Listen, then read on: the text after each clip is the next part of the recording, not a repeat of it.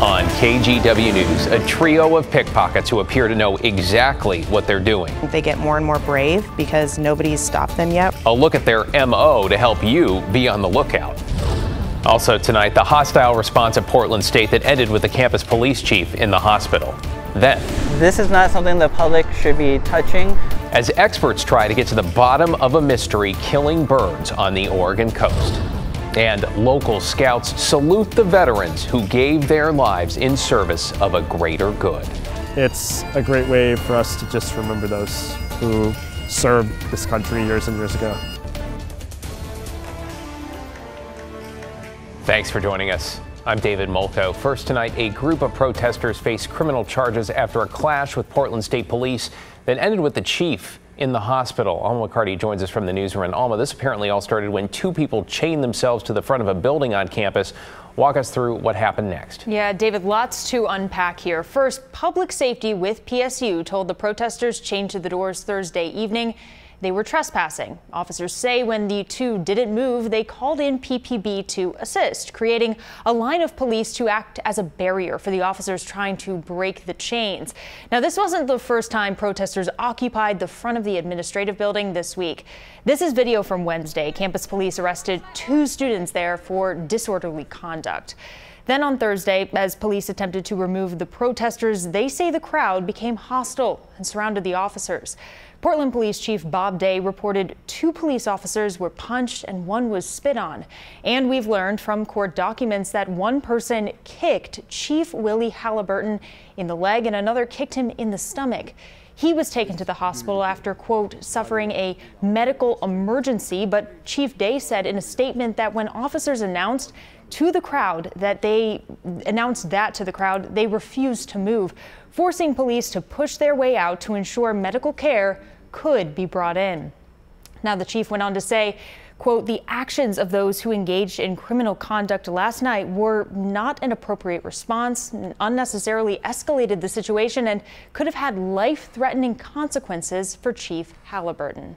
Now, as far as his condition, a spokesperson with PSU could only say at this time that he's recovering. David? Yeah, sounds like it was really touch and go last night. Alma, what do we know about the people who were arrested? Well, David, we know that of the 7 who were arrested Thursday, 3 are current PSU students.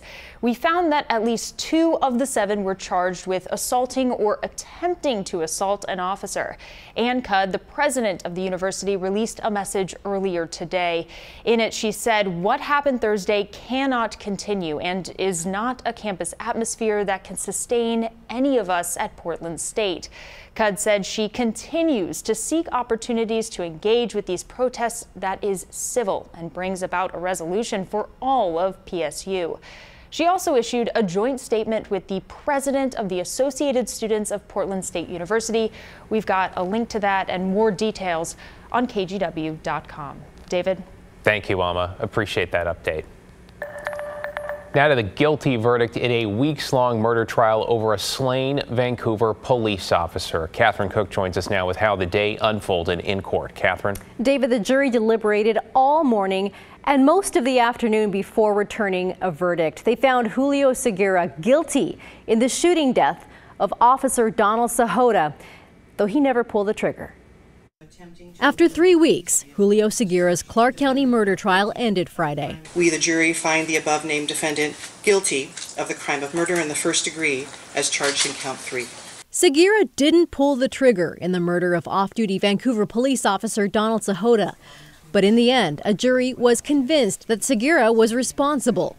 The case goes back to January 2022. Segura admitted to stealing a car, robbing a gas station, and leading police on a chase. It ended in battleground at Sahota's home. The two got into a fight, and Segura stabbed Sahota in what he testified was self-defense. He starts saying, I'm going to shoot you, I'm going to shoot you. So I'm thinking, I have to get him away from this gun. I have to somehow get his gun away from him because I am not trying to get shot. Once officers arrived, Segura ran into the house. That's when a Clark County Sheriff's deputy mistakenly shot and killed Officer Sahota. Prosecutors declined to press charges against that deputy. Sahota's wife, Donise, testified early on in the trial. She said she and her husband were having dinner when Segura showed up. He was very aggressive about needing to come into the house.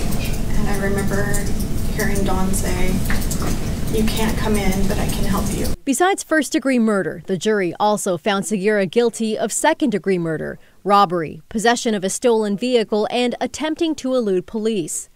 Following the verdict, Judge Nancy Ratsinas thanked the jury, noting how they had served on this case since the beginning of May. Thank you. This was a long and arduous process. Your commitment to this process is to be commended. Officer Sahoda's family was in the courtroom, but they didn't speak after the verdict. In a statement, the Vancouver police chief said, quote, "While we are grateful for this verdict, the pain and tragedy of Dawn's death remains." Segura will be sentenced on June 27th. David. Thank you, Catherine. Appreciate your reporting tonight. To get you caught up on tonight's other headlines now, the search for a missing senior in Umatilla County has now ended in tragedy. The sheriff's office says search and rescue found the body of Larry Raw on Thursday in an underground sump. This was inside some grain elevators outside the town of Helix. 76-year-old Raw ran a pest control business. The state of Oregon has agreed to settle a long-running class action lawsuit that sought to improve the foster care system. As part of it, the state will hire a neutral expert to look into and provide guidance around issues like child mistreatment and the quality of where children are placed. That expert's first report is due by April 2025 at the earliest, with annual reviews to follow. And lifeguards are back at some popular swimming spots just in time for Memorial Day weekend. AMR River Rescue will be patrolling both Glen Otto on the Sandy River and High Rocks Park on the Clackamas. The team there is made up of 23 lifeguards who are also EMTs. They were there today to educate people on ways to stay safe in the water. Oregon rivers are super hazardous, so always wear a life jacket, always swim with a buddy, make sure you're pairing up, and even if you can't get out here, make sure someone knows where you are all the time. The team of lifeguards will patrol the two parks until Labor Day weekend. And speaking of the unofficial start of summer, let's check in with Ashley Grams with how the weekend is shaping up. Ashley, sounds like sunshine eventually. Yeah, we're getting there, David, right? We started Memorial Day weekend with some scattered showers, some heavy cloud cover all the way across the Pacific Northwest. Here's our radar from the last few hours, and you can see a lot of those showers here congregating over Mount Hood in the Cascades, and we could see some potential dusting of snow here in the next several hours. But for most of us, the day was dry except for a few showers here and there, and that's going to continue with us into tomorrow and into early Sunday. Here's your look at what's next. Those temperatures in the 60s all the way until Sunday morning. That's when we start to see a change happen, when warmer and drier conditions come around on Monday. How warm are we talking? Well, high 70s. Look at that, 77 degrees forecasted for Memorial Day itself. We'll talk more about that and the 7-day forecast coming up. David? Yeah, Monday's looking beautiful. Thank you.